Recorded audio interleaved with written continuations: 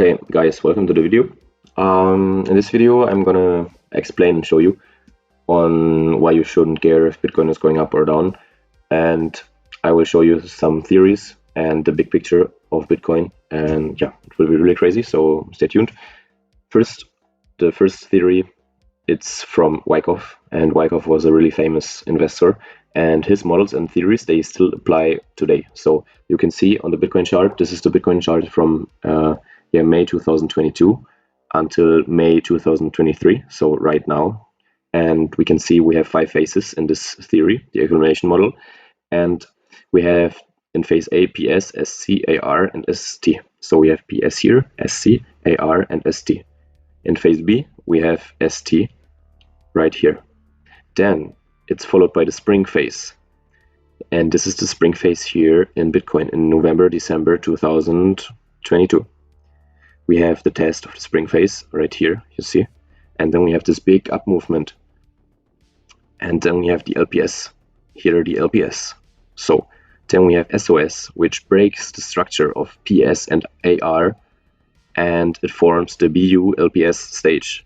And we are in this right now, like here. We are in this right now. I don't know if you can see, but after this model, Bitcoin will go crazy now.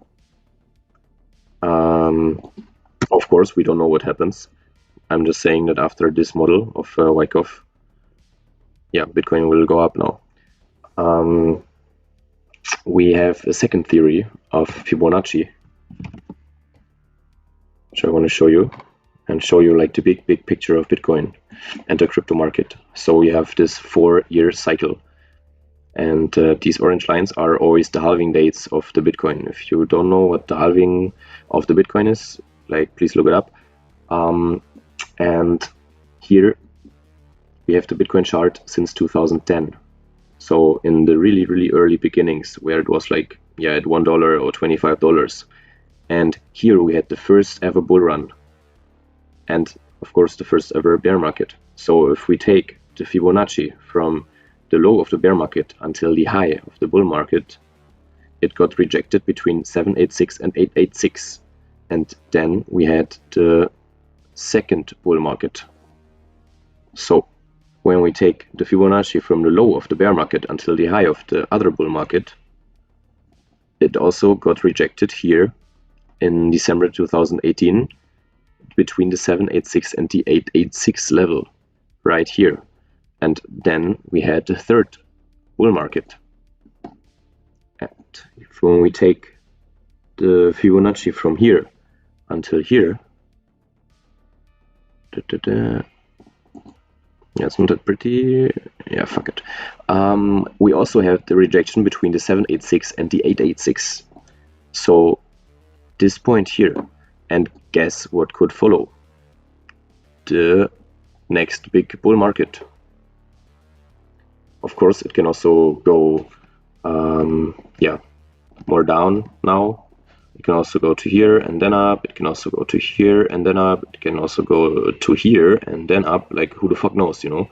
I just wanted to show you the big picture, and why I think the bear market is like over and this was too low.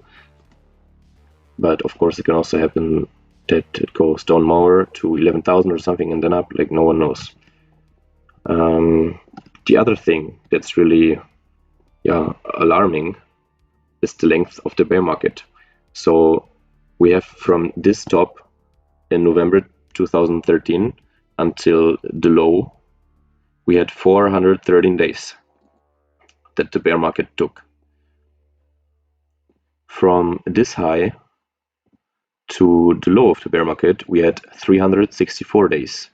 Like from 19,000 per Bitcoin until 3,000 per Bitcoin, it took 364 days. Right now, from the high of 68,000, we take it from the high until the end here. From 68,000 to 15,000, it took also 364 days. Like, I don't know if this is some Illuminati shit or something, but it took exactly the same time. So I think that the bear market is like, maybe over. This was too low, and maybe we get like one more down move here or something. and then up, but in the end nobody knows, and everybody who tells you that knows it, like, yeah, he doesn't know. I will also show you why I think there has to be another crash, because the interest rates of the USA, of the Federal Reserve Bank, and the inflation rate of the USA, they were rising like crazy the last years. So we see that the CPI, like the inflation, and the interest rate of the Federal Reserve Bank, they were rising. So the Federal Reserve Bank, they tried to counter the inflation with rising interest rates. So whenever they tried to do this in the past, we always had a recession followed afterwards. Here in 1970, and here you can see it really good in 1973 and 75. The inflation went up, the interest rates went up, and then we had this recession. And also, we can see it here, the interest rates, they went up, the inflation went up here, and when they cut the interest rates, then there was this recession following, like the housing market crash and stuff, like in 2008, 2009, like the big one. And right now, we also have this. So be careful, like there might be a recession coming soon. Yeah, I'm just trying to educate you about this. And we don't know what happens to Bitcoin then, you know. I just wanted to show you this one, and we can also go to the Bitcoin charts, chart again, and we see whenever the MACD, it's an indicator, whenever the blue line crossed the orange line to the downside, like here, and it also might happen right now, then there was always a big down move on the Bitcoin. And maybe it also happens now, you know, so be careful. Also, stocks, they ran up like crazy, like the S&P 500 and stuff. Like I already pointed it out here, like they all went up like crazy since October 2022, and now they are starting to crash a bit here at the top, and we also don't know what happens if they go down, you know. Yeah, so I just wanted to show you this, and keep educating yourself and don't get too crazy, and see you in the next video. Bye bye.